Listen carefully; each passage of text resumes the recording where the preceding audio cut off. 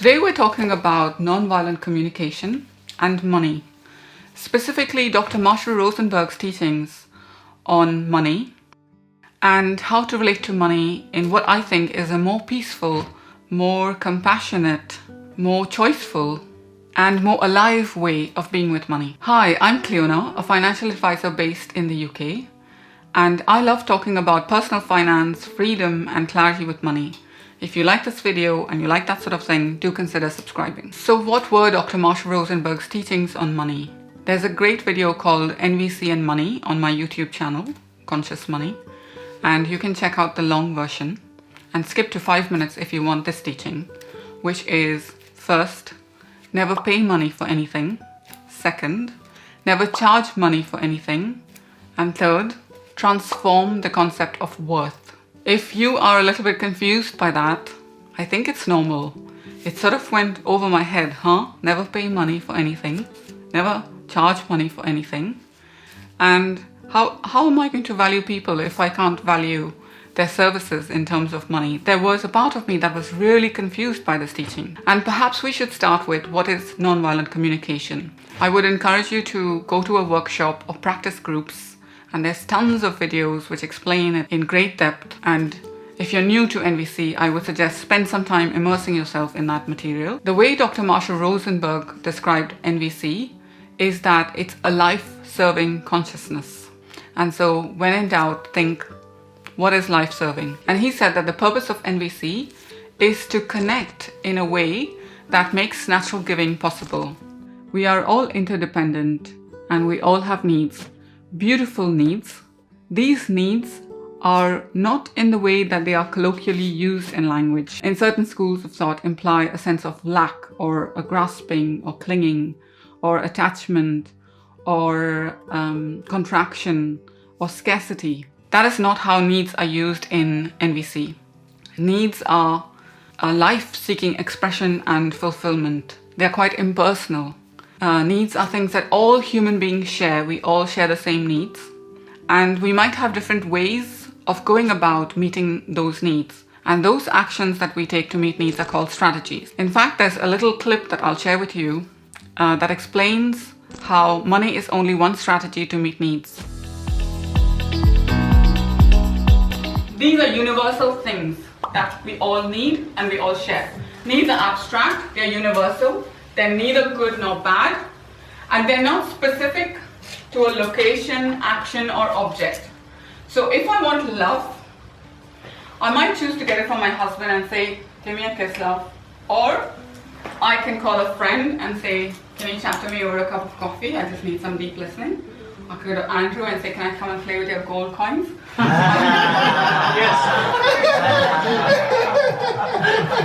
So, the need, I might have a need, let's say for love, but the strategy is the action with which I meet my need, which is the thing that is specific, has a location, it can be done in the now, and there are 7.3 billion people on earth that can help to meet my need for love. Like if all of you say no to a hug, I can still go on the street and get a hug, and I can meet my own need. The beautiful thing about nonviolent communication is it teaches us that money, and you talked about it earlier, is only one strategy to meet human needs. But we get fixated on money.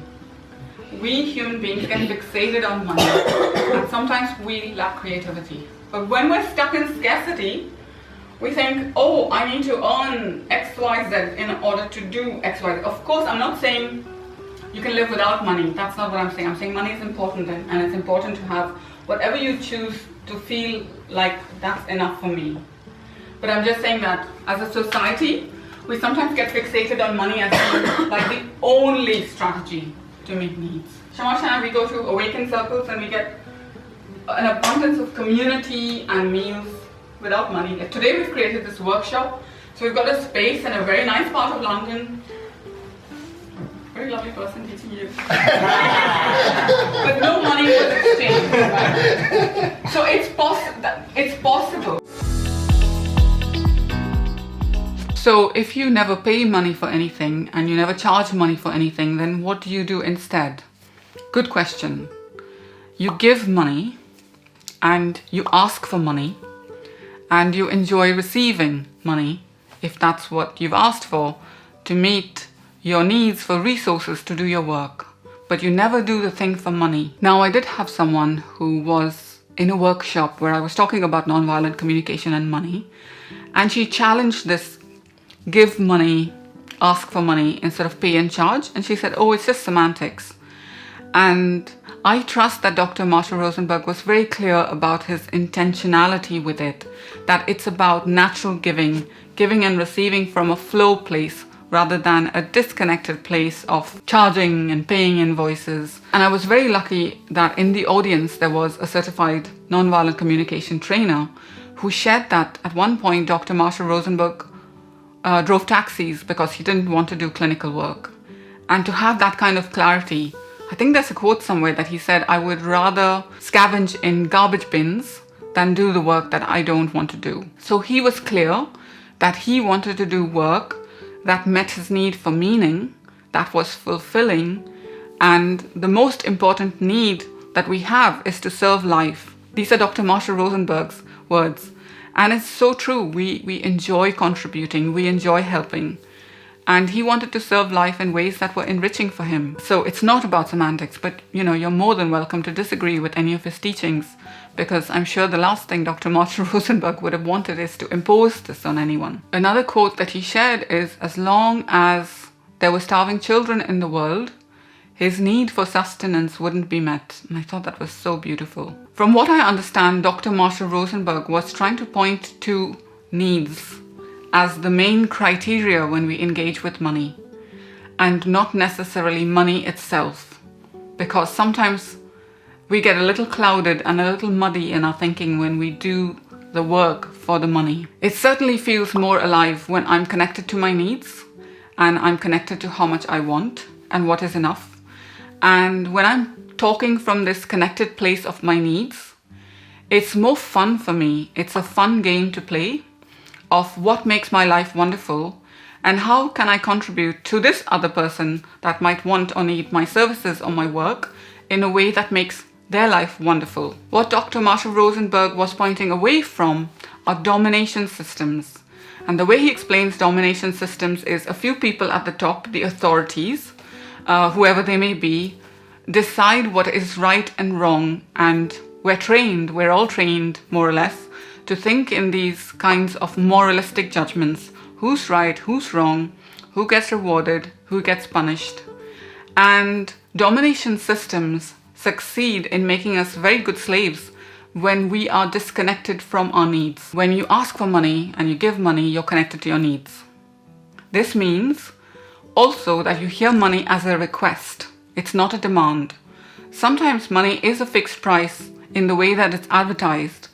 And I see this a lot in many communities springing up now, the concept of the gift economy and asking for a scale. Pay what you can, depending on a scale. If you have more resources and can contribute more to support the work, then sure, that's great. What I'm celebrating about this flexible way of asking for money is that it takes into account that we might have different capacities and different resources for meeting our needs.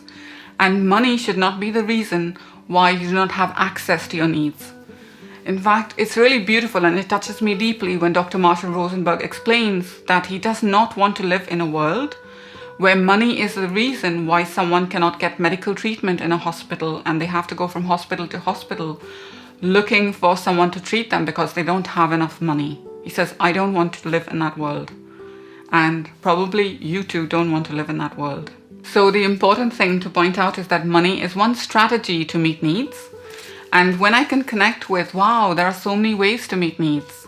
I mean, my need for nourishment, for example, my preference is spicy food, and someone else might prefer food with less spice. These are just ways in which we can meet the same need for nourishment. So we have the same need and we might have different ways of meeting those needs. And when I can recognize that money is just one strategy to meet needs, then let's say somebody wants to have access to my work or my services. It's a wholehearted yes. It feels like play. It feels like fun to say yes. In which case we might explore what are more creative ways in which I can help you and I can also get my needs met.